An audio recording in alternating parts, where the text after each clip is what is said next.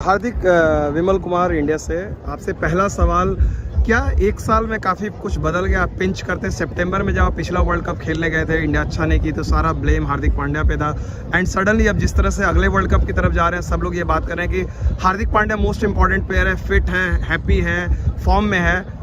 इस बदलाव को Hardik Pandya as an individual क्या, दोनों आपने देखा, ऊंचाई भी और नीचे वाला बात भी?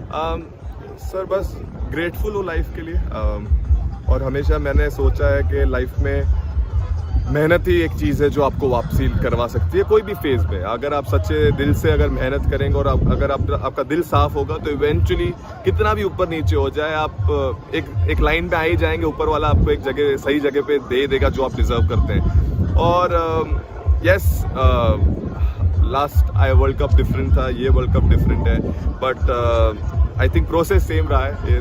वो फॉर्म बोलते हैं ना, फॉर्म कभी जाता है कभी नहीं आता है। सो लाइफ में एक चीज़ मैं बहुत बार बोल चुका हूँ लेकिन अगेन रिपीट करूँगा कि लाइफ में बैलेंस मैंने बना के रखा है कि अगर मैं अच्छा कर रहा हूँ तो भी हंसूंगा और अगर बुरा कर रहा हूँ तो भी हंसूंगा। सो उसकी वजह से होता क्या है कि आप अच्छा करते तो आप ज़्यादा ऊपर तो जाते नहीं है, लेकिन मेक श्योर करता हूँ कि जब अच्छा नहीं हो रहा है तब मैं ज़्यादा नीचे ना जाऊँ। तो उसके लिए वो बैलेंस बहुत इंपॉर्टेंट है और वो एक कॉन्शियस एफर्ट है और वो हमेशा हेल्प किया मुझे। आपका पहला इंटरव्यू याद है जहां पर आपसे मैंने पूछा था आपके हीरो कौन है, तो आपने कहा था जैक कैलिस की तरफ बनना चाहते हैं। फिर एक साल बाद हार्दिक पांड्या इतने कॉन्फिडेंट है, उन्होंने कहा मैं इंडिया का हार्दिक पांड्या बनना चाहता हूं। अब इंडिया का हार्दिक पांड्या बन गए हैं? आप बता सकते हैं सर, मुझे तो नहीं पता। लेकिन नहीं, आप खुद क्या सोचते हैं? मैं हार्दिक पांड्या तो मेरा नाम ही हार्दिक पांड्या, तो मैं तो हुई बना हूँ, बनने की जरूरत नहीं। मैं तो ऑलराउंडर के तौर पे मैं कंट्रीब्यूशन कोशिश तो पूरी करता हूँ, और हाँ अगर कोई और कर लेगा जो कर रहा हूँ मैं तो शायद नहीं कर रहा हूँ, अगर नहीं कर पा रहा है तो मैं बन गया और क्या।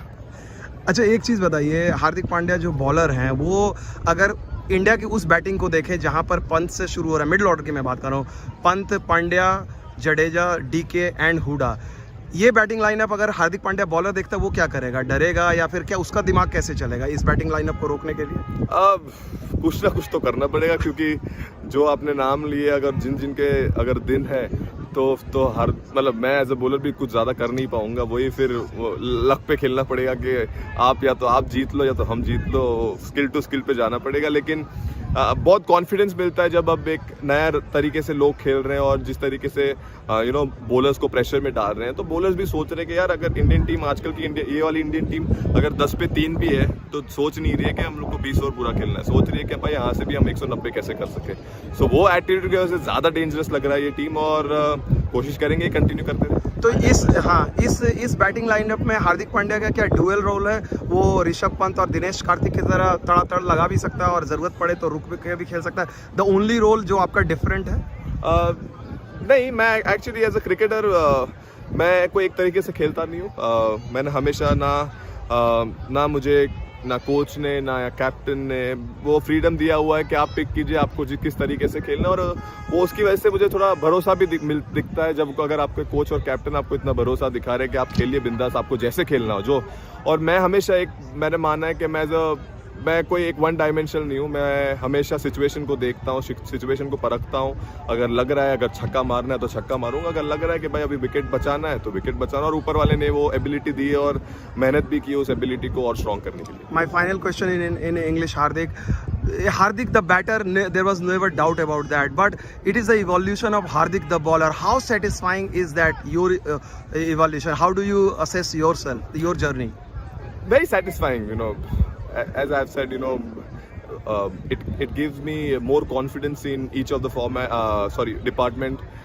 If I do well in my bowling, it obviously transfers in my batting. At the same point of time, when I bat well, it gives me confidence in my batting. So big difference. And obviously bowling, it took time for me to understand what are my strengths and what are my weaknesses. So in T20, I think I got whacked a couple of times, but this sport is about that. If you're strong enough and if someone hits you, the best chance is that you're going to learn something. So for me, it was all about getting hit and making sure that how I can stop the batter to stop hitting me. And I think because of that reason, I was able to add more variation or more chances to my bowling. And I think now it's coming pretty alright. Thank you so much and wish you all the best. Thank you so much. Thank you.